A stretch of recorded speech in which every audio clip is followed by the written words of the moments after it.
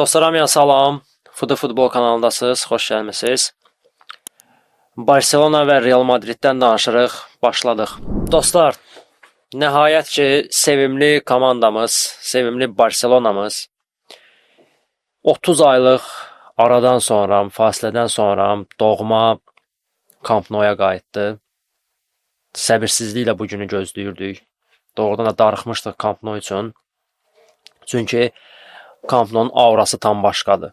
Camp Nou bildiyiniz tarixi bir məbəddir. Orada çox tarixi hadisələr baş verib və komanda belə deyim ki, son 2 mövsümdə Camp Nou-nun yoxluğunun acısını çəkmişdi.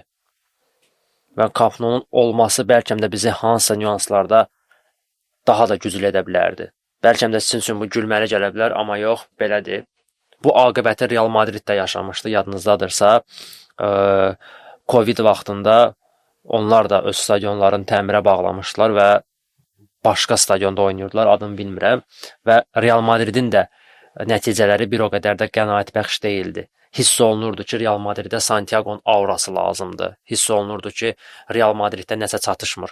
Bu məncə istənilən kluba aiddir. Hər bir klub əlbəttə ki, istəyər ki, öz doğma meydanında oynasın və nəhayət ki, biz Barcelona ailəsi olaraq, Barcelona azarkeşləri olaraq bu günü gördük və doğrudan da Camp Nou-nun açılışı möhtəşəm oldu. İndi isə oyun haqqında danışaq. Barcelona rəqibi Athletic Bilbao idi və düzün desəm, bəzi azarkeşlər deyirdilər ki, Bilbao'nun bəxti gətirib ki, yeni Camp Nou-nun ilk oyununda Barça ilə qarşılaşırlar, ilk komanda onlar olur.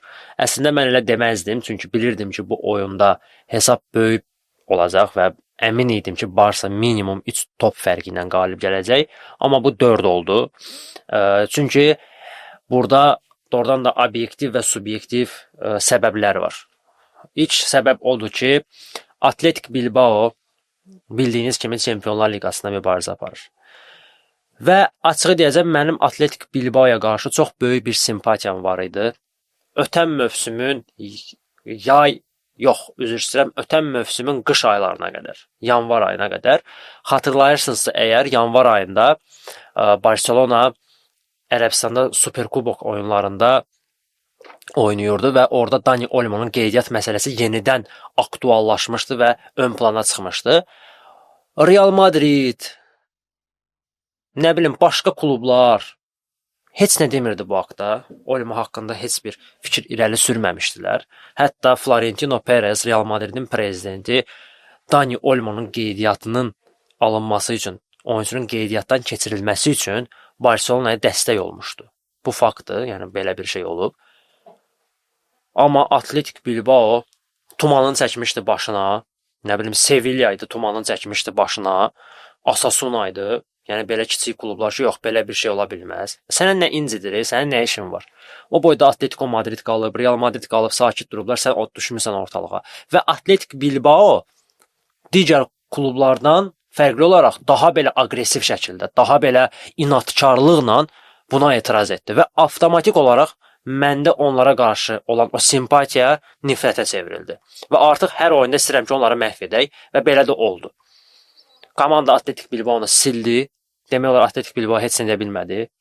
Və Athletic Bilbao'nun ən böyük problemlərindən biri bilirsiniz nədədir? Çempionlar Liqasında mübarizə aparmaq. Çempionlar Liqasında mübarizə aparmaq onlara 2 qat zərbə vurur. Hal-hazırda onların heyəti yaxşıdır. Çox top klas oyuncuları var. Gözəl heyəti var. Bəlkə də heyətlərində bəzi oyuncular var ki, hal-hazırda dünyanın və Avropanın ən yüksək səviyyəli top klublarında oynamağa layiqdirlər. Amma onlar Athletic Bilbao'dadır. Amma Bilbao'nun digər zəif cəhəti onların ehtiyat oyuncular skameykasının çox balaca olmasıdır. Onlar hər iki cəbhədə çatdıra bilmirlər. Çempionlar Liqası, La Liga ikisi birdən üstünə gəlib və o kiçik heyətlə heç nə edə bilmirlər. Çempionlar Liqasında da əyilirlər, La Ligada da artıq vəziyyətləri yaxşı deyil və iki tərəfdən birini seçməlidirlər. Yəni bugünkü Athletic Bilbao sırf olaraq əgər Avrokuboklarda mübarizə aparırsa, maksimum leveli Avroliqadır. Yəni Avropa Liqasıdır. Bundan yuxarı ola bilməz. Çünki Çempionlar Liqasında sən əgər mübarizə aparırsansa, ya bütün komandaların qabağından yeməlisən, ya da ki gücü verməlisən, sırf ora La Liga yaddan çıxarmalısan, ya da tərsinə olmalıdır. Bilbao'da vəziyyət elədir ki, hər iki cəbhədə mübarizə aparmaq istəyirlər və Valverde amili də var burada. Valverde Avrokubok baş məşqçisi deyil. Bunu bir Barsa azarkeşi olaraq mən çox gözəl deyə bilərəm, çox gözəl başa sala bilərəm. Acımızı çəkmişik. Başımıza gələnlər gəlib onun rəhbərliyi altında. Valverde bəlkə də gözəl məşqçi idi, gözəl insan idi. Nəm orta statistik baş məşqçi idi. Yəni o dövrlərdəki Barsanın baş məşqçisi olmalı değildi bu adam. Daha statuslu baş məşqçi gəlməli idi o komandaya. İndi Barsa haqqında danışmaq istəmirəm. Valverde sırf olaraq La Liga baş məşqçisi idi. Yəni La Ligada Barsa ilə eləmədiyi uğurlar yox idi. Yəni qazanmadığı kuboklar qalmadı. La Ligada Real Madridin başına açmadığı oyunlar qalmadı. Adamın elə bil Barcelonada bir öhdəliyi var idi.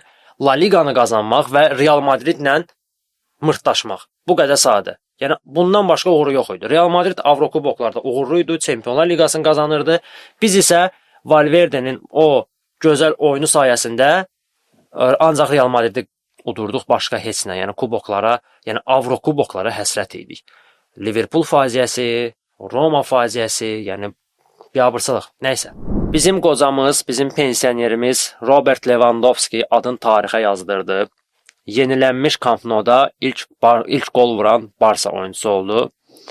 Və şükürlər olsun ki, Camp Nou-da ilk qolu Barsa oyuncuları vurdu. Mən elə düşünürdüm ki, birinci qolu Bilbao vuracaq. Yəni bizdə o perspektiv var da, ilk qolu buraxaq, sonra qızışaq. Yəni özümüzə problem açaq, sonra o problemi başlayaq həll eləməyə. Robert Lewandowski-ni təbrik edirik. Doğrudan da tarixi bir qoldur onun adına və ümumiyyətlə klubun adına tarixi bir qoldur. Çünki bu yenilənmiş Camp Nou-dur və bu Camp Nou artıq bəlkəm də bir 50 və 100 il belə qalacaq. Yəni öncəyə getmək istəmirəm, hadisələri qabaqlamaq istəmirəm, amma yəni bu doğrudan da tarixi bir hadisədir. Və Camp Nou bildiyiniz kimi tam olaraq təmir olunmayıb, elə görüləsi çox işləri var.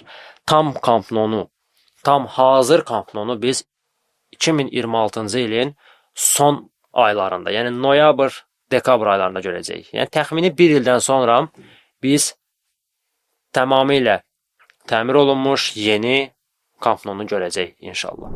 Mən bayaqdan deyirəm oyun haqqında danışaq, hər şey haqqında danışıram. Oyun qalıb qıraqda. Lewandowski'yə getdik, çıxdıq, nə bilim Valverde'nin nənəsi haqqında danışdıq, hər şey qalıb qıraqda. Futbol yaddan çıxıb.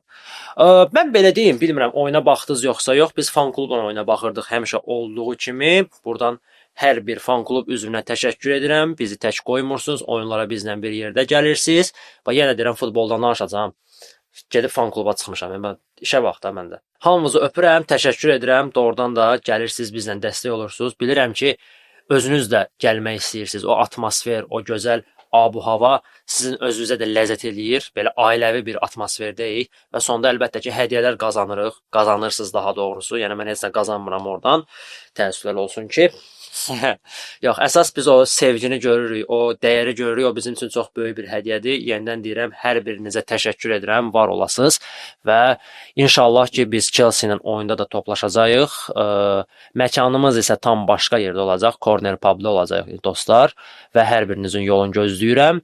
Bəli, həmin gün Qarabağ-Napoli oyunu da var və təəssüflər olsun ki, bu oyunlar hamısı üst-üstə düşüb, hər iki oyun üst-üstə düşür, bilmirik. İndi hansına baxaq.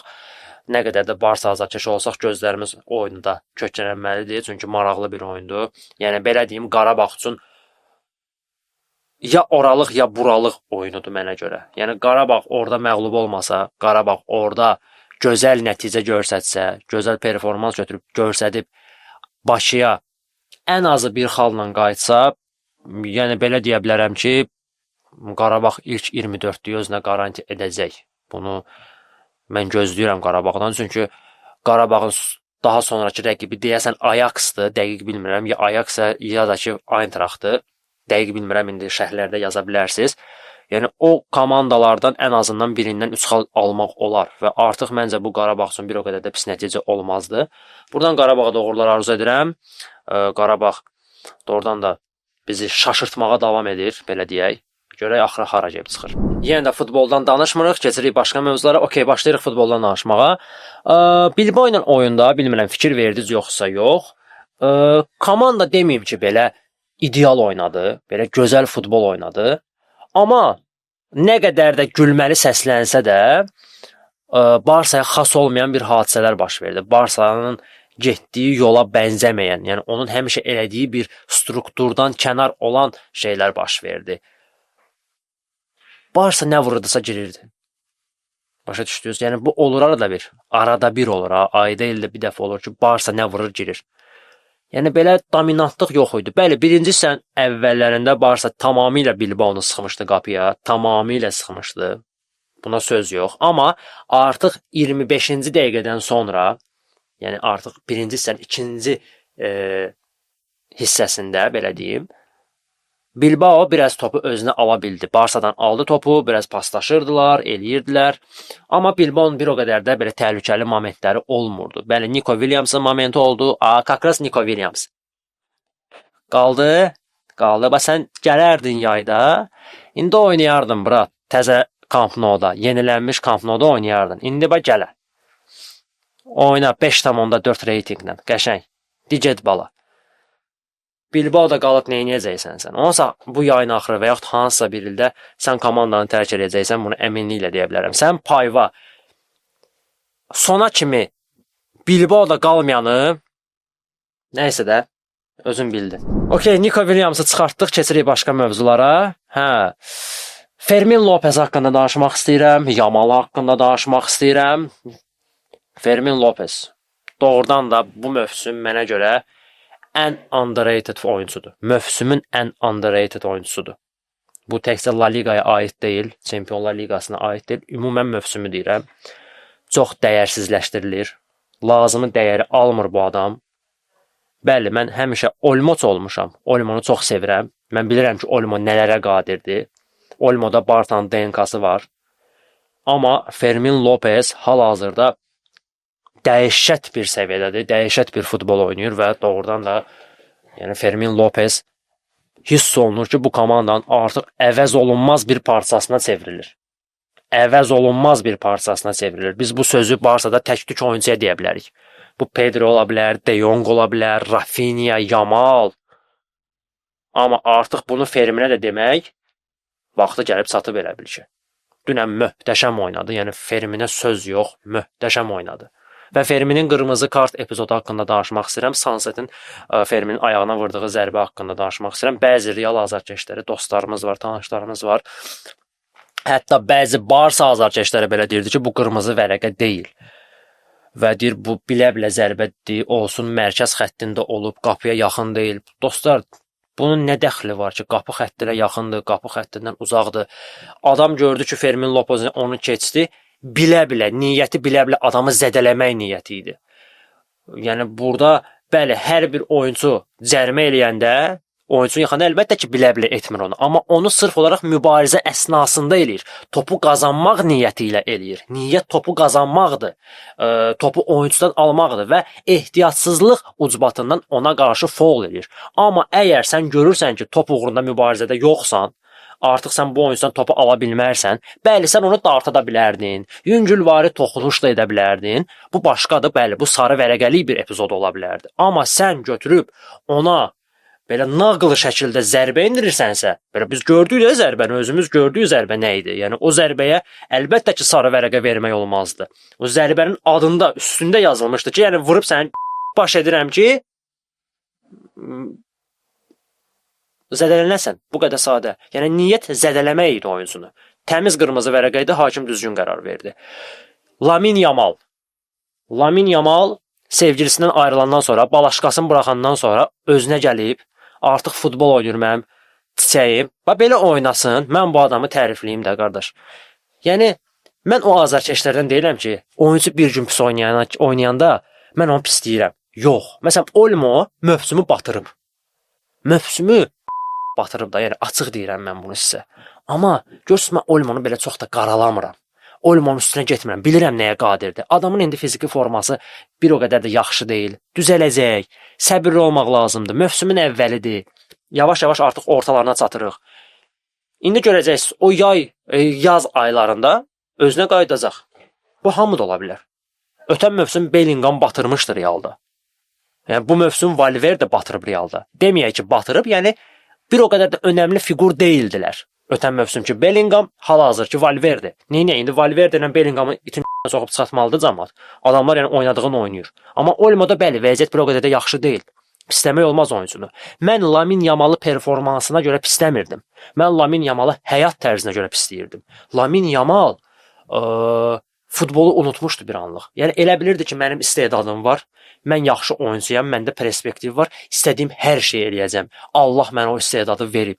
O мнение ilə yaşayırdı, o düşüncə ilə yaşayırdı. Bu səhv bir düşüncə idi. Sənin nə qədər də istedadın olsa da öz üzərində işləməlisən və ən əsası məsələ bu yaşında həyat tərzi və fikir verməlisən. Biz Vuvuzala'da çıxışda bunu dedik. Yəni adamın 18 yaşı var, 10 dənə sevgilisi olub həyatda. Biri xala olub, biri cavan qız olub, biri nə bilim nənə olub, biri bilinmir kimdir. Birini İtaliyadan tapır, birini dünyanın o başından tapır. Bir də Aziyatkalar qalıb. Onları da tapacaq, söhbət bağlanacaq. Mən orada dedim ki, 27 yaşım var, həyatı boyu 2 dənə sevgilim olub. Yəni bu elə bir şeydir ki, bu seçimdir. Yəni insan bunu seçir. Sən bu həyat tərzini seçirsən. Mənim həyatımda bəlkə 50 dənə sevgili ola bilərdi, misal üçün. Bu mənim yaşam tərzim belədir. Mən buna qərara gəlmişəm. Adamın yaşam tərzi düzgün deyildi və axır ki, bunu düzəltməyə gedir. Görürəm ki, nəsə istəyir və dünənki oyunu, yəni Bilbao ilə oyunu Yamalın möhtəşəm idi. Qol vurmadı, şansları oldu. Realizasiyası bərbad vəziyyətdədir. Yamalın bunu açıq deyirəm. Amma asistləri, driblingləri, o skillsları möhtəşəmdir. Yəni dünən onun Ferran Torresə verdiyi birinci asist möhtəşəm idi. Yəni Trivellanın dibi idi də o. Trivellanın dibi idi o. Yəni möhtəşəm ötürməkdir, qaymaq idi. Yəni o top gəldi, düşdü Ferranın qabağına. O təkbətək çıxdı. Mən ürəyimi tutdum, qurban olum. Dua eləmədiyim bir yer qalmadı ki, sən Allah vur o epizodu, batırma o asisti. O asisti batırma, xahiş edirəm. Sağ olsun ki, güc bala ilə vurdu onu. Nə deyim? Dostlar, Real Madrid haqqında danışa bilmirəm. Çünki Real Madrid elə bu gün oynayacaq, axşam oynayacaq. Real Madridin rəqibi Elçedir. Bəlkə də sizə görə qəribə gələ bilər, amma Elçe elə belə rəqib deyil. Mən şəxsən Barsanın oynayanda Elçenin heyətinə baxdım. Elçenin babat heyəti var imiş. Mənim xəbərim yox imiş. Mən görməmişəm, qardaşım. Mən indi girdim olan sastavına baxdım Barsanın oyunda. Adamların gül kimi heyəti var imiş, qəşəng də heyətləri var. Özə qəşəng də futbol oynayırlar, maraqlı futbol oynayırlar. Yəni mən belə Barsa ilə bəlkə Elçenin oyuna baxmasaydım, indi deyərdim ki, Real Madrid Elçeni yolacaq. Amma yəni Elçe pis komanda deyil. Yəni doğrudan da qəşəng oynayır, ləzzət elədi mənə və inanıram ki, Real Madridə qarşı nəsə problem yaşada bilər. Hal-hazırda bəli, Barsa bir oyun çox keçirməklə liderdir, amma Elçe Real Madrid oyundan sonra hər şey dəyişə bilər. Görək nələr baş verir, görək nə olur. Görək də Elçe davay uşaqlar. Rafa Mir, öpürəm səni brat. Bir dənə bizə elədikləri və orada da elə gör nə edirsən. Görək. Barsa Chelsea səfərinə gedir. London gözlə bizi, gəlirik. Göyün yanına qırmızı yapışdırmağa. London is Blaugrana eləyəcək yoranı görək də alınır yoxsa alınmır. Mən də belə bir şey böyük danışandan sonra gəlib komanda dombalır, biabır oluram. Hə. Chelsea çətin oyun olacaq, yoxsa asan oyun olacaq? Biz bunu bilə bilmirik.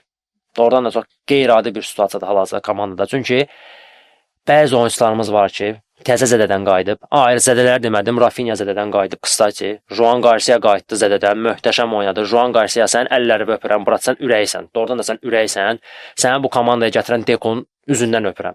Halal olsun. Yəni nöqtə atışı transferdir. Adam sırf olaraq Barsa üçün yaranıb deyin biləsiz. Nağd olaraq belə davam eləsə nağd olaraq deyirəm 10 il qapımız qos kimi olacaq. Qos kimidir qapımız. Juan Garcia ürəklərdəsən maçı. Rafinha'mız qayıtdı, lap zor, всё, amma tam olaraq oynatmaq olmur onu. Mən özdə inanmıram ki, Rafinha tam Chelsea-nin oyunu oynasın. Hansısa bir dəqiqələrdən sonra oynayacaq. Rashford yox idi Bilbao ilə oyunda. Grip olmuşdu adam, soyuq su içmişdi. Hələ mama sonra 1000 dəfə deyib ki, soyuq su içmə də. Yəni adam söz girmir adama. Yəni girmir adama söz. 1000 dəfə deyilib ona ki, soyuq su içmə. Eybi yox, Chelsea-nin oyunda olar və Rashforddan mən partlayış gözləyirəm Chelsea-nin oyunda. Amma Rafinha da nəsə eləyə bilər. Amma belə bir məqam var, Pedri olmayacaq. Bugün də dedilər, Pedri olmayacaq və bu çox böyük problemdir bizə. Çünki Chelsea-nin yarım müdafiə xətti çox bərkdir. Enzo və Caicedo dueti və Onların qarşısında əlbəttə ki, Palmer olmalı idi, amma Palmer zədəlidir və Barsanın oyunu buraxacaq və Chelsea-nin digər zədəli oyunçusu isə mərkəz müdafiəçisidir, Covendir, o da zədəlidir. Adını daha dəqiq bilməm. Covin nə idi? Collins idi, Covin idi. O nə idi doğrudan adı? Nəysə, qardaş o da, yəni bildiniz kimi deyirəm, o da zədəlidir. Çalabon ümidinə qalıblar. Çalabon belə pis müdafiəçi deyil, amma Chelsea-nin müdafiəsi bərbaddır. Yəni Barsa da necədirsə, onu vurun 3-ə, göndərin Chelsea-yə. Chelsea müdafiəsi bərbaddır. Orada Qəmiş Kukurelia var, sağda Reece James var. Hansını ki çox bəyənirəm. Reece James mənim ürəyimdir, çox sevdiyim müdafiəçilərdən biridir. Heyif ki, tez-tez zədə alır, xroniki zədəsi var. O zədə almasaydı, indi bu dəqiqə Trent Alexander-Arnolddan heç kim danışmırdı. Reece James ürəklərdədir. Hə, Chelsea-nin mərkəz müdafiəsi quşlayır və mən onu da demişdim, Qarabağdan elə Chelsea-nin oyuna baxsaydıq, biz görərdik ki, Chelsea biraz agresiya görsədən də, biraz pressing eləyəndə Chelsea təkərə düşür. Chelsea-nin müdafiə xətti pressingdən çıxa bilmir. Okey, solda Kukurelia, sağda Gusto ola bilər və yaxud Reece James olur. Reece James'i arada bir dayaqda da oynadır Maresca. Yəni qeyri-adi bir taktikası var. Amma sol cinahdan, yəni Kukurelia'nın cinahından pressingi yara bilirlər. Okey, amma sağ cinahdan bir o qədər də aktiv pressing yara bilmirlər.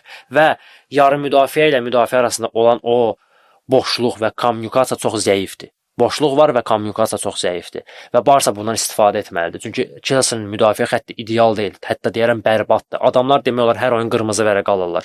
Adamlar demək olar zəng gəlir mənə, bilmirəm, üzr istəyirəm. Bəli. Heç sən çəkilişdəyim, qardaş. Başa düşdüyümə bura mən gəlib. Başa düşdüyümə bura Chelsea gedirik biz. Bunlar şeydir, Londona gedirəm, brat mən. Yo, brat, yo, Palmer oynamayacaq. Pedri də oynamayacaq. Yaxşı, öpürəm səni. Davay. Şeydir, Flick idi zəng eləyən, şeyi soruşurdu ki, Palmer oynayacaq, yoxsa yox. Nəysə. Okey, Flick'i yola verdiyi belə pismasın. Harda qalmışdıq biz? Pressing və Chelsea müdafiə xətti. Barsa bundan maksimum yaralanmalıdır. Bəli, zədəliləri var, Pedri yoxdur. Rafinha hələ bilinmir hansı vəziyyətdədir. Lewandowski Allah saxlayır, yəni Allaha ümidük. Yamal, ümidimiz Yamaladır. Yamal burada nəsə eləməlidir. Və Chelsea-nin hücum xəttindən danışaq. Chelsea-nin hücum xətti çox sürətli və texnardır. Demək olar hamısı gənc oyunculardır. Gittens'ı olsun, Esteva'sı olsun, Joa'sı olsun və hücumda Delap olsun. Hücumcu Delap, yəni bildiyiniz tirandır. Adam nə boydadır, mən təsəvvür eləyə bilmirəm. Şəxsən mən futbolçu olsaydım ona girişməyə qorxardım. Yəni adam canavar boydadır. Onu biraz təhlükəli bir gizli silah kimi görürəm mən Chelsea-də. Bilmirəm onu oynadacaqlar yoxsa yox. Bu oyunda, yəni Barsa Chelsea oyununda mənim təxminim əslində Barsanın qələbə qazanacağıdır. Mən belə düşünürəm. Amma bilmirəm, bu çətində ola bilər, çox rahat da ola bilər. Yəni çox qəribə oyuna bənzəyir. Bilirsiniz bu oyunu mən nəyə bənzədirəm? Ötən mövsüm Borussia Dortmund Barsa oyununa bənzədirəm. Sırf olaraq liqa mərhələsindəki oyun deyirəm. 2-3. 2-3lük oyuna bənzəyir. Bənzəyə bilər bu oyun. Və Barsanın sonunda qalib gələcəyini düşünürəm. Çünki Chelsea nə qədər də yarım müdafiədə güclü olsa da, daha belə fiziki sağlam olsalar da, hücumu yaxşı olsa da, müdafiəsi o güvəni vermir. Bəli, bizim müdafiəmiz də vedrədir, onu anlayıram. Amma bizim hücum xətti, yəni Chelsea-nin hücum xəttindən daha belə samballı və daha belə stabildir. Ona görə ən azından bizim hücum xətti daha çox bu şanslardan istifadə etməyə bacaracaq, mən belə düşünürəm. Mənim hesab təxminim 1-3-dür. 1-3-dür, 2-3 də ola bilər. Belə bir təxmin də var və ümid edirəm ki, komanda qalib gələcək. Çünki bu çox önəmlidir. Həm Barsa, həm Chelsea, həm Barsa üçün bu oyun çox önəmlidir. Çünki hər iki komanda bundan əvvəlki turda xal itirmişdi. Chelsea Qarabağla oyunda xal itirdi. Barsamız isə bildiyiniz kimi Brüggenin oyunda biabır oldu. Yəni Barsa Brüggenin oyunda qalib gəlsəydi, məsələn Chelsea oyunu mənim üçün bir o qədər də önəmli olmazdı. Yəni heç-heçə də bizə sərf edirdi. Amma bu oyunda mütləq qalib gəlməliyik, variant yoxdur. Onlar da həmçinin. Yəni eyni məqsədlər var. Demək olar yanbayanıq 11-ci, 12-ci yerlərdəyik. Alt-alta durmuşuq. İkimizin də 7 xalı var. Udan 10 xal olacaq. Ona görə mütləq qalib gəlməliyik. Nəysə, komandaya uğurlar arzu edirəm. İnşallah ki, növbəti podkastımızda bu haqda danışacağıq. Sadəcə olaraq başqa bir mövzu haqqında xırda bir məlumat vermək istəyirəm. Bildiyiniz kimi Vuvuzalada qonaq oldum və orada futbol tarixindən sil bir rubrikası var. Yenidən o mövzuya qayıdıram və orada bir sual oldu. Ronaldinho yoxsa Zidane? Tarixdən sil. Mənə elə xeyt gəldi. Sən futboldan anlamırsan, sən futboldan başın çıxmır, sən beləsən, sən eləsən, sən beləsən. Okey, mən heç vaxt deməmişəm ki, mənim futboldan başım çıxır. Prosta siz Zidane'ı böyütdünüz. Okey, başa düşdüm. Zidane böyüdüləsi adamdır. Zidane ən yüksəklərə qoyulası adamdır. Hörmətin böyüdü. Amma siz Ronaldinho'nu elə aşağı saldınız ki, Ronaldinho'nu elə məhv elədiniz ki, adam lap belə sən nə demək istəyir? Kommentlər gəlir ki, sən əgər Zidane'ı silirsənsə, Ronaldinho saxsansa, mənə futbola təhqir eləyirsən. Başa düşmədim. Sənə görə bu belədir, mənə görə bu belə deyil. Sən Zidane sevgisi var səndə, məndə Ronaldinho sevgisi var. Elə bir Ronaldinho zatdır, Ronaldinho futbol oynamayıb bu günə kimi. Çıxaq çölə gedək 100 dənə adamdan soruşaq ki, Ronaldinho'nu tanıyırsan, futboldan başı çıxmayan adam belə deyəcək ki, Ronaldinho'nu tanıyıram. Bu demək deyil, məşhurdur. Yəni futbolun üz qabığıdır Ronaldinho. Əgər biz futbol adında bir kitab yazsaq, əlbəttə ki, mütləq şəkildə onun üzündə Messi və yaxud Ronaldo olmamalıdır. Onun üz qabığı Ronaldinho olmalıdır. Əminliklə bunu deyirəm sizə. Əminliklə.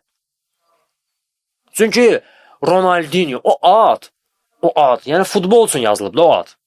Qurban olduğum elə bil o adı Ronaldinho adını futbola yaradıb. Ronaldinho. Heç Messi də, Ronaldo da o belə aura yoxdur, nəinki o adda.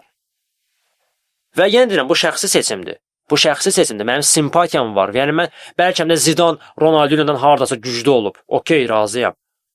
Ronaldinho bəlkə hansı nüansda Zidane'dan güclü olub və yaxud zəif olub. Bu normal bir haldır. Amma Ronaldinho ikondur. Həmçinin Zidane kimi.